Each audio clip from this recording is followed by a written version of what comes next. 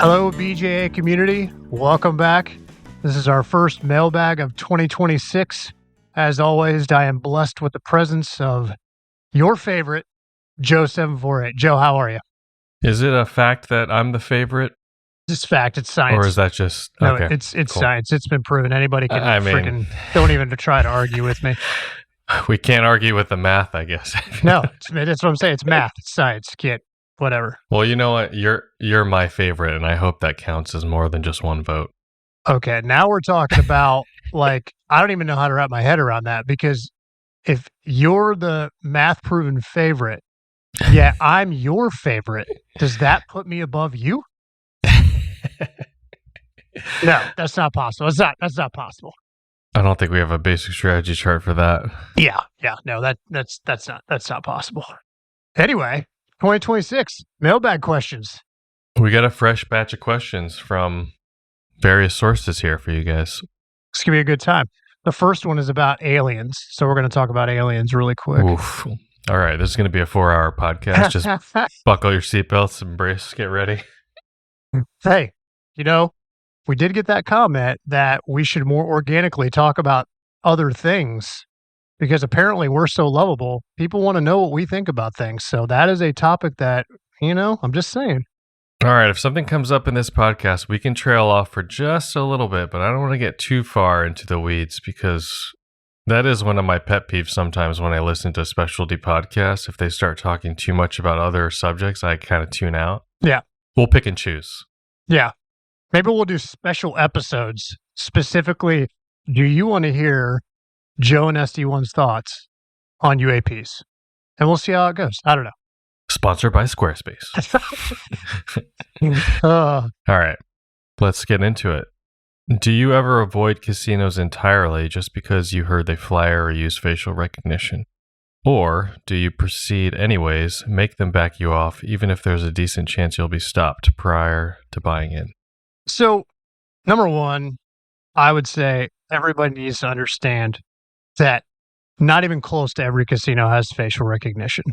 And if there is facial recognition, there's tiers of it in terms of how good it is.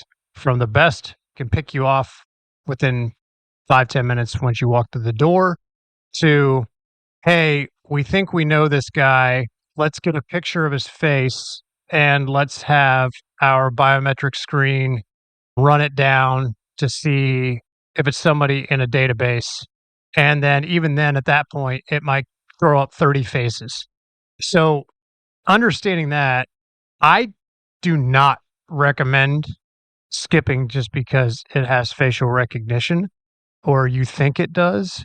That famous conversation, famous to us anyway, where Colin was talking to Max Rubin about a particular casino. Do they use facial recognition or not? And he laughed and said, that crap doesn't work. Except he didn't say crap. Most of it is very unreliable is the point. So I think this gets filed under don't back yourself off. Now, here's a caveat. If you know you're hitting an area, you should probably treat ones that you know for a fact have facial recognition the same way you treat casinos at a particular heat level, or if you know that they flyer. Put them towards the tail end of your trip, but don't avoid them. Yeah, this is kind of where scouting online or, talking to other APs in your network about what their experience was in the area, as tempting as it is to just tick off every, box and go to every casino, it's, there's definitely been times where I skipped to the next place that was next on the route because there was just so many people, overwhelmingly amount of people that are instantly backed off from the previous casino nearby, and it's just not worth the extra effort. And also, maybe the second place you go to, maybe they flyer to the third and fourth place north of that casino, and if you skip it, maybe there's a chance that the third and fourth casino didn't get the flyer from the one furthest south. So that's another thing to put in consideration, is how far the flyer goes. So just because you're skipping a place doesn't mean you're missing out on EV necessarily. You could be doing yourself a favor. But yeah, don't take it to the extreme also and just blindly trust everything in all absolutes no matter what without any nuance. That's another way where you are costing yourself EV by just giving up and not even trying ever. Right. And you'll be eliminating a lot of places because there's still a decent amount of places that have them, but then also there's a whole lot of places that people tell you that have them, they don't. And I think it's safe to say if you're in a market, if they're owned by the same property, it's very likely that that flyer is going to transfer. Yeah. And it'll be pretty quick back off, I'm sure. Yeah. Do you round up or down the remaining decks if your deck estimation isn't perfect? I'm still in college with a low bankroll, so base bet is $10. Since I play more safe, should I round up or down? If your main goal is for safety, risk, preserving bankroll, then always round down. Don't round up. When it comes to the deck estimation, it's going to be less EV, but it's also going to be less risk, more safety for you. So if you have a really small bankroll, it's best, not to jump the gun in that aspect. But also, don't play until you have it down. I know your base bet's only $10, right? But you said so yourself. You have a low bankroll, and actually, if you have a big bankroll, it's even more catastrophic. So, but you have little to work with. You don't want to risk your money until you're perfect. So just sharpen it up. I promise if you're struggling with it, everybody in training tends to have like one area that's a little bit more challenging.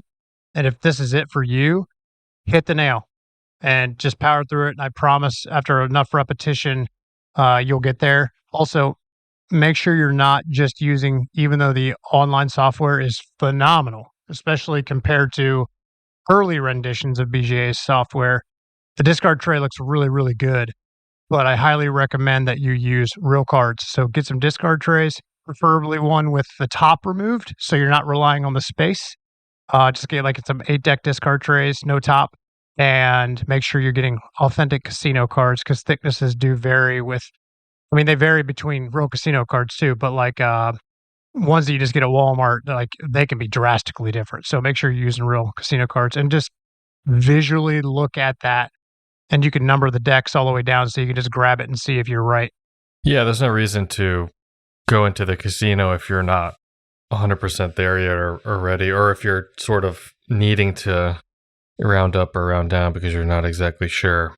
You could be doing all that stuff at home for free before spending it in the casino, exposing yourself to heat when you didn't have a completely solid game. Yeah. All right, we kind of get this question a lot. See if we can add anything interesting or new to it. How much more EV do you get out of alternative counting systems? In your opinion, is it worth the difficulty? Level 2, level 3 counts. We've answered it a couple times. And I don't know that I have anything more to add, but I'm going to reiterate my position on it, which I'm pretty sure is the same as Joe's. There's qualifiers here. Are there higher level counting systems that give you more EV theoretically or on paper? Yes. In some circumstances, is it better to use a different counting system because of the number of the decks? Yes. Just like there's a different basic strategy, that's pretty much worthless. But on single deck, it's valuable if you have a single deck game. So all that being said, we value perfection, speed, and the least amount of strain on the brain as possible. In addition to that, 99% of all the most successful card counters that we know use high-low. If you're ever going to team up with anybody, the likelihood of them using high-low is very, very high. So that's kind of a fourth qualifier. But that's why high-low works so well. You can automate to it.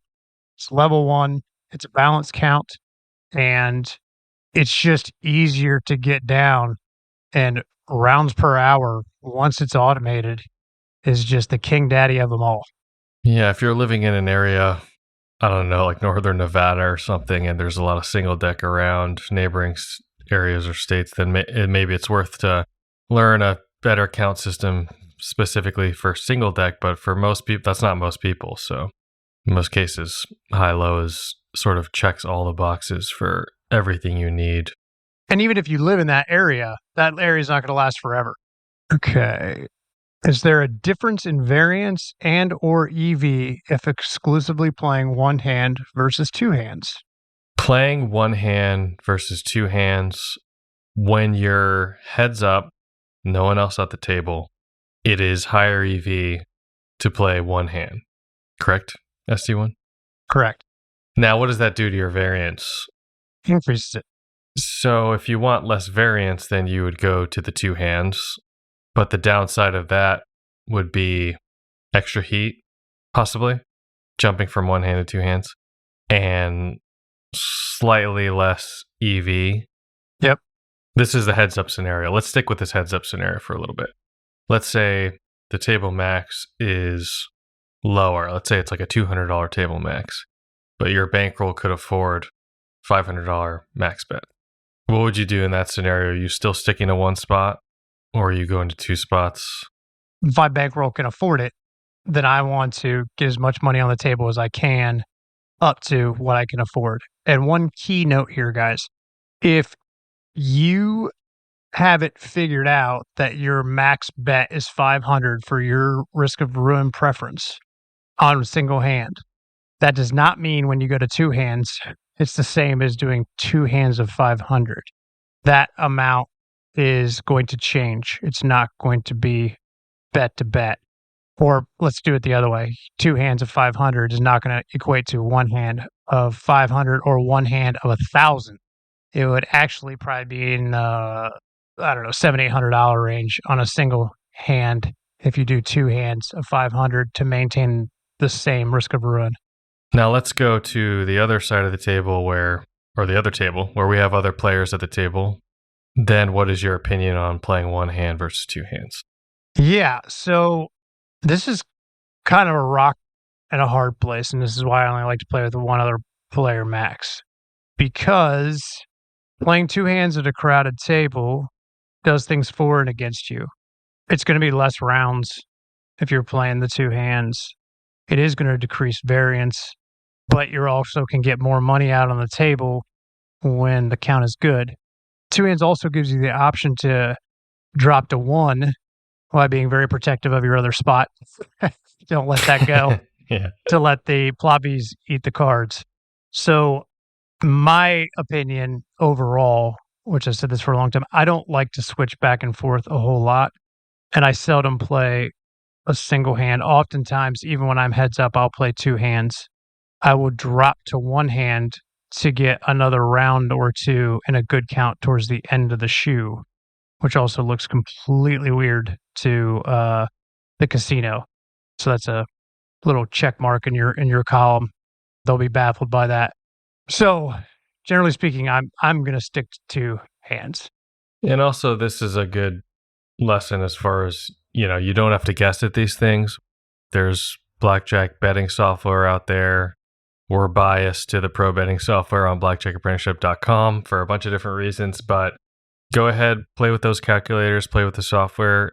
You can put in the exact rules at the casino you're eyeing at, and you can put in the heads up scenario. We have, playing with 2 or 3 other players that you can input in there and see how that affects when you're going from one hand to two or just one.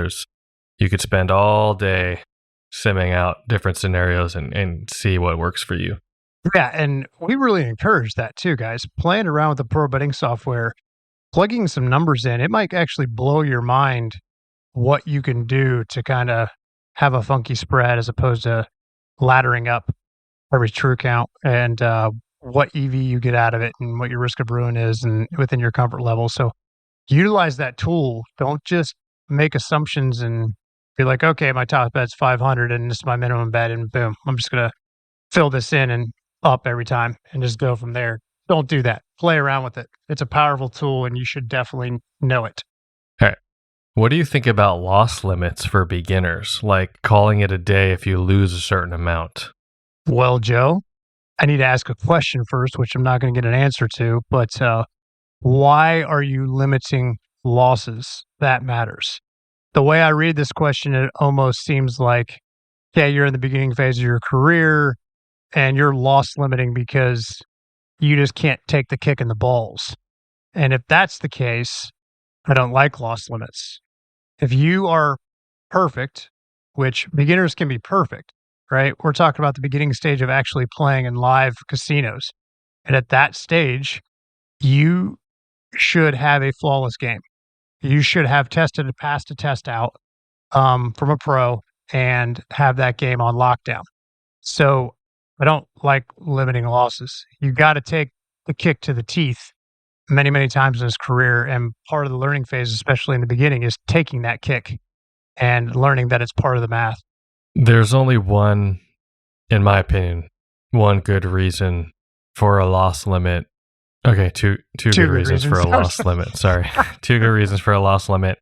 Number one, you have direct insider knowledge that after a certain amount of money, win or loss, for example, let's say $5,000, if you're up $5,000 or if you lose $5,000, the casino has to call upstairs for a mandatory review or something. That's one of the few scenarios where it's like, if you know that information before you lose the $5,000, you stop and you come back on another shift or another day.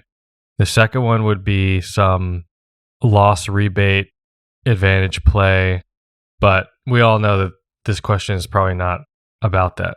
This question gets actually brought up more than you would think, and even not even from brand new players, but I've had this conversation with counters who've, even passed the test out before, and for some reason they just can't separate the fact that all of this is just a long session, and we're just trying to get to the furthest down the road that we can in this long session.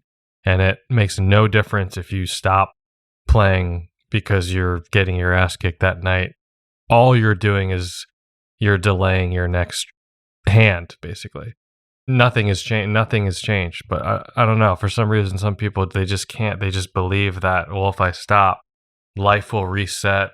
The table, things that happened at the table, the I don't know, just the flow of the game will suddenly change. And then I can try again tomorrow with a clean slate. And the cards won't remember how bad they kicked me in the balls. Right. Okay. What are the tax implications for your big winning sessions? You talked about claiming more than 10,000 in chips, meaning you have to do a CTR form. But what happens with that form? And are there any other taxes that you have to deal with? So when they bring out that sneaky currency transaction form, where does that thing go?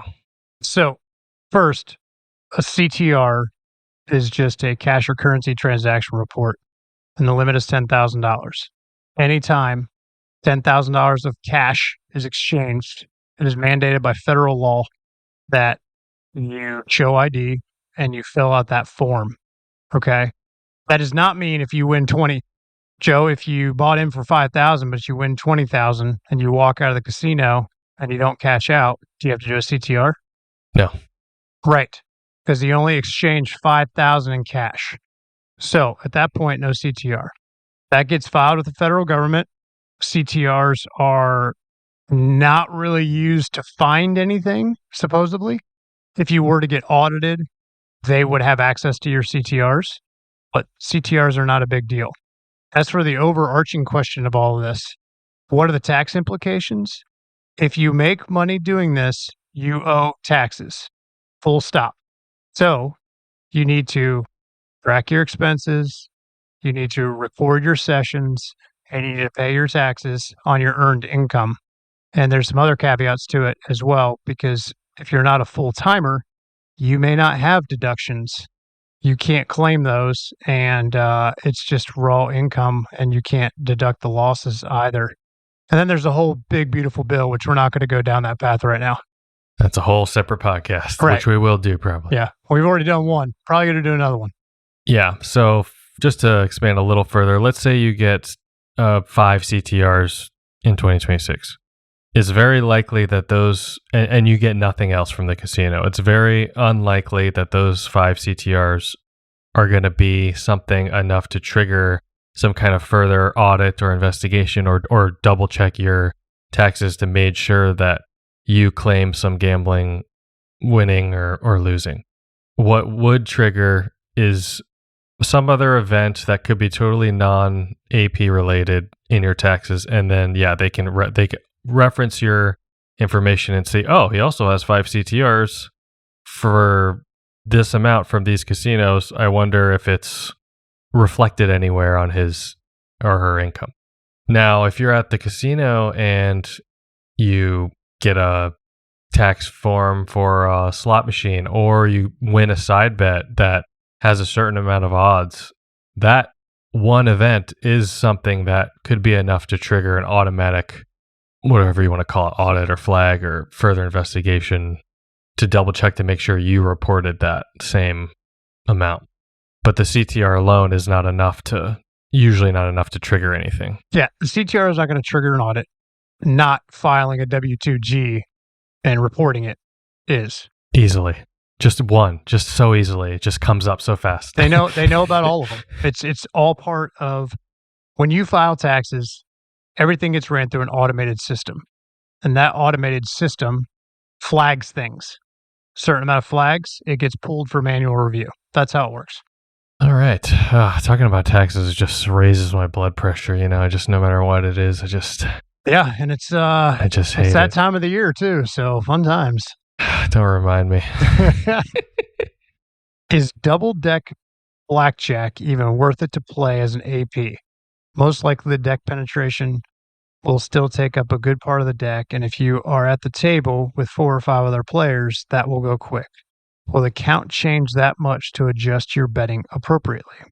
This is an interesting question. Yeah, so I want to rephrase the question. I think what this person meant to get at is double deck blackjack worth it if there are 4 to 5 other players at the table? I personally would say you could probably find a better use of your time in EV if you're playing with 4 or 5 other people on the double deck. You're just not going to have the rounds per hour that you need to make it super worth it for you, I think. Maybe if the game was cut insane amount, like a quarter of a deck or something, and sure, and the rules are good, then it might be more worth it. But an average double deck game with 4, that's just too many people for a double deck game for me. Yeah, agreed. You're just not going to get that many positive rounds. I'm sure there's another option in the casino that's probably higher EV, even if it's like a 6 deck game or something. If it's within your bankroll, I'm sure it's probably worth more than that. Heads up 6 deck game. Also, if the double deck game is a pitch game, it's just forget going to about be it. Yeah. a lot slower. It's going to be done. It's not worth it. Add a side bet to that too. Oh gosh, and you're moving at a snail's pace there. This is a great question, Joe. How much money do you need to lose before you can get a free buffet meal? Look, I've been in scenarios where I've lost 20,000 and they refuse to get me a comp. I've been in situations where I don't lose that much. It's really easy to get the comp. I've been in situations where I get trespassed and I ask the person, well, can I just go to the free buffet before? And I've had them say yes. Yeah. Casinos are funny. It really just depends on the place you're at and your attitude, really. I mean, that's a lot of it too. It's your attitude towards them. In some places, like generally speaking nowadays, like to get any kind of comp, you have to give your ID, you have to get a player's card, all that stuff. There are still hole-in-the-wall casinos that have the quote-unquote free buffet for the players. Yeah. Now, it's not going to be high quality, but you may not need to provide ID to get that hot dog that's been sitting in that water for about 7 hours. Oh, you don't like hot dog soup? Delicious. I love it, Joe. It's very nutritious for you. You know those awful breakfasts you have the next morning after playing, and it's like the free breakfast, and you're eating like a breakfast sandwich, and you're just thinking about how much money. It's just like, wow, this is like a $15,000 breakfast sandwich. It's just a sickening feeling. So expensive. Yeah, I like being on the elevator with people that came in and got their free pots and pans, and then they'll just have the conversation like, yeah, free pan. I came in here and I lost $2,500. Free pan my ass. No, like, oh my God. And the pan sucks. It's not like it's a good Caraway pan or anything like that. Oh, yeah, totally. And then if you try to sell it online, it's like there's a bunch of other people in the area selling the exact same thing. And it's like, ugh. Yeah, I always said I was going to start just saving them up and giving them away as presents. Is there any of those free comps that you still have that still has held up to this day of lying around your house? Oh, yeah, I do have one. I use it like every day because I drink tea. It's a hot water percolator, like the electric plate that you just plug in and you set the pot on top and it boils the water really fast. I still use it. Now, I don't know how long it's gonna last because my wife said it's, quote, "ugly," and that we need to get one that's pretty. So they make fancier ones because this is just a basic, like, glass one, but, it's very functional, it holds up, and it has made a lot of hot water for me to enjoy my green tea and black tea on occasion. You need to go to a nicer casino if you want to get that upgraded kettle. Yeah, I do, apparently, but I don't ever give them my ID, so that sucks for me. My experience, unfortunately, is kind of the opposite. I don't think I have anything left that has stood the test of time with all the free stuff. I mean, the TV, 55-inch TV still works after all these years, but I'm trying to look around the room. Everything else has broken or gotten messed up. Or I have a boxed up 65-inch right next to me right now that hasn't been opened for about 3 years. I bet it works, though, so that's good. Literally to my left right now. Okay. I'll paint the picture for this next question. The person is laying out a scenario. Basically, let's say you have a $10,000 bankroll, and in the session you're in, it's going really well. You're up 5,000 currently. Do you take a pause right then and there and be like, okay, I no longer have a $10,000 bankroll. I have a $15,000 bankroll right now. Let me resize my bet and play according to a $15,000 bankroll. What is your opinion on that? Okay, so I think it's important that everybody understand that this is 100% science, just like Joe being the greatest. When you resize up, you are going to get your teeth kicked in. It's going to happen every single freaking time. Every single freaking time, I swear. This is like a personal thing. And deciding when to resize, yeah, it's just such a personal decision. You're going to get more EV. You're going to increase your swings. Like, that's going to happen because you're betting more. And this new bet spread that you just created could last maybe to the end of the shoe. Right. And then it goes back to the original bet spread. Right, exactly. That's the thing. And this is when I've seen people get into a lot of trouble at the same time is they up the bet and everything to reflect that updated bankroll too soon. And, the bankroll dips back down to the original level and they never fix it and they never go back to what it was originally. And then they get wiped out. This happens quite a bit. That's the thing is some people like to blend hours with the bankroll. Like, for example, they'll wait, let's say their bankroll just shoots up 20% in one session. They're not going to immediately change the max bet spread. They'll maybe wait 50 or 100 hours or something, and if they're still up 20%, then they'll change the max bet spread. They'll do some kind of blend like that. I think it's important also to look at your EV versus AV. Like, you fire up like that, but you're 2 standard deviations above your EV. Like, yeesh, this might be something you want to look at too. But yeah, I agree with you, Joe. I mean, it's interesting because there is a big difference between $10,000 bankroll, 15 and 20. In that 10 to 20 range, there's a big change in risk and hourly at that level. So it is a interesting debate about when am I supposed to size up. Just keep in mind that, yeah, it could just swing back so fast that you're just automatically back to where you started with the original max bet. I mean, okay, let's do a scenario where this is the ideal, perfect scenario where you have the time that you can stop the table and recalculate everything on the bet spread. The way blackjack card counting would work, the most optimal way would be after every single hand, you're recalculating the bet spread. You have it just going on in the background, and then it's like changing up and down with, your bet spread's constantly changing. But that's not practical to do. Probably not legal to do with your calculator out on the table on some level. But yeah, that's why we would want you to exercise caution when you're upping your max in that way. Yeah. Not a question, but I'd love to hear your take on Double Down Madness. All right. Do you have any experience with Double Down Madness? No, but Colin just did a video about all the different variants out there, and he addressed Double Down Madness. Yeah, so if you haven't seen the YouTube video that we just put out, the worst blackjack games in Las Vegas, we did a section of it on Double Down Madness, which is at El Cortez. I was with Colin for the filming of that. And some people wonder, it's like, oh, you're in El Cortez because they always have influencers come and film Blackjack at El Cortez. No, it's not the same for us. They let them play to promote essentially poor decisions and poor playing, and they welcome it. But we kind of did more of an undercover filming situation for our take. But so we sat down, we started playing at the table, and it was so funny because Colin was playing and he'd want he would get like a 21, a drawn out 21, not a blackjack.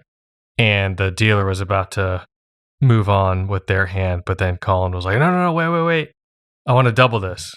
And they're like, and the whole table just revolted at him. They're like, it's 21. What are you doing? It's 21. And he was like, or it's an 11.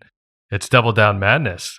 And then they're just like, well, you can do whatever you want to do with your money, And then they ended up playing the hand and it was fine. But there was just this one moment where he was playing, and at the end of the session, he got up and he was like, well, guys, thank you so much. That was a blast playing the game. It was so funny. Oh my gosh. It's just like the insincerity of his voice. And the other gamblers at the table was hilarious. The example on the video is really good, like that's showing where you doubles. And because if you don't know the rules, guys, if the dealer gets 22, bust with 22, it's a push, which is a massive disadvantage to the player. That's probably the biggest disadvantage to the player. Right. And we only filmed maybe 5 minutes of that game. Didn't want to spend too much money at this terrible game filming it, but played for about 5 minutes. And in the span of the 5 minutes, there was twice when all the table would have won, everyone would have won, but it was a push 22. So it's the most frequent bust hand the dealer has, 22, guys. So that's why, the game is, I can't remember, it was 2 to 3% negative. Is that what it is? And you can't split either, right? Yeah, it's terrible. It's really bad. And the push 22 totally kills it, which is almost always the culprit for all these weird blackjack free bet, all these other, variants that let you do whatever you want. Now, that being said, I have not simmed basic strategy on it, and I do not know if it can be beat or not. But you can sim it. You can figure out if there could be an edge there. I don't know, but that's a pretty big edge to overcome. For someone not interested in becoming a full-time AP but enjoys the challenge of card counting and the excitement of beating the casino, what, if anything, would you do differently only playing once a month with a rechargeable bankroll? I want to know where to get this rechargeable bankroll. Yeah. Just plug it in and get re-upped real quick. Oh, man, that's tough. Playing once a month definitely has its challenges because if you're playing only once a month and if you hit a bad break-even streak, that could be up to 200 hours. That's going to take forever to get out of. So that's the biggest downside of kind of dipping your toe into this thing. I would say go into it knowing that that's a possibility and knowing that more hours heals all if you're doing everything correctly. The more hours you get, the better the outcome's going to be. I would err on the side of if you're only playing once a month, then the only thing I would do differently. I would do this no matter what, but even more so emphasize you have the right to be picky if you're playing only once a month. So that means finding the best possible dealer, cutting the least amount, finding the best time to play where there's the least amount of players, and getting in that sweet spot of going into a place and figuring out what is the absolute best table to play and what time is the best time to play and what day is the best time to play. And that's going to increase your chances of this working out if you're playing so few hours. Yeah, is there anything else you would add to this playing once a month strategy? No, I think you pretty much covered it all. I think you have to accept that you are essentially what we would denote as a hobbyist at that point because you can't really crank the hours. And then I think the one thing I would add would be, there might be a real conversation with yourself about actually playing rated if you're willing to travel playing that once a month and, keeping that bet spread lower and then enjoying the comps and whatnot, that might be worth it for you. And I don't normally recommend a rated play. So in that circumstance, it may be worth it. You're still going to get backoffs, but you'd really have to quantify like what makes this all worth it for you to play for that little. Yeah, and I would add to the point earlier, I would probably favor a lower N0 versus a higher EV when you're calculating what you're going to do. I think that's probably actually the most important factor with this question is the lowest N0 you could possibly play, because it does no good if your EV is super high, but you're never going to have enough hours to overcome an N0 playing only once a month. Yeah, if it takes you 5 years to overcome the N0, that's no good. Yeah. No good. All right. Does the new law affecting gambling losses affect card counters? Okay, so short answer, yes, it does. And we did an entire podcast on the One Big Beautiful Bill and what is in there, as well as discussed what's being done to hopefully undo it. Fingers crossed it will get undone this year. But the direct answer is it absolutely impacts card counters. It impacts gamblers, period. Is it over? Yeah. Not the podcast, but our gambling careers. Yeah. We discussed that.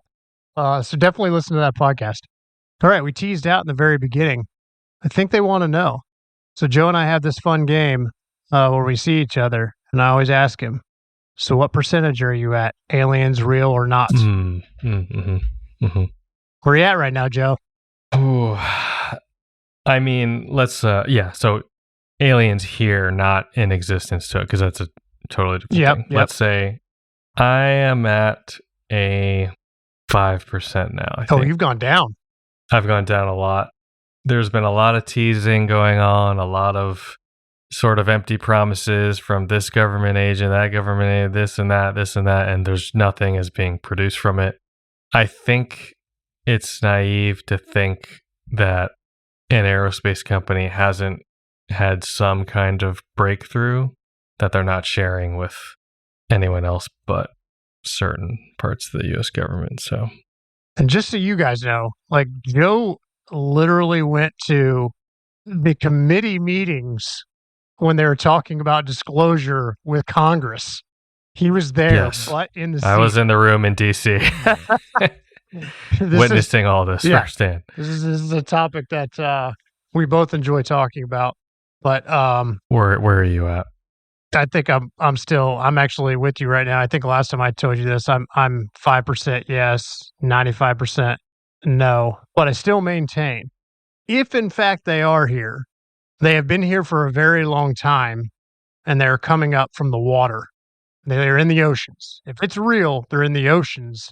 That doesn't mean that they originated there if they are real, but that's where they are now. And they're not like constantly traveling through a wormhole or through space to get here over and over. That's where I'm at. That's the 5%. I think most things point against them actually being on Earth. Yeah, and I think if there is something, it definitely is more of an interdimensional type mechanism, not traditional linear travel across galaxies from point A to point B. I think it's some other mechanism like that. Yeah, I think it would have to be something that we just can't understand, which goes back to the whole wormhole thing. But yeah, that's where we're at right now. We know you all wanted to know that. Give us your thoughts and keep the questions coming, guys. Yeah, please. Anytime you're on a Blackjack Apprenticeship YouTube video, definitely put in your questions, your comments. We try to go through those every once in a while and try to pick out all the questions to add to these podcasts. Of course, on the forum as well. And yeah, I think that's it. I hope you all have a good day, good night, wherever you are, whichever casino you're going to, whichever comp you're picking up. Don't ignore that free hot dog in that hot dog water. Yum, yum. See you, everybody.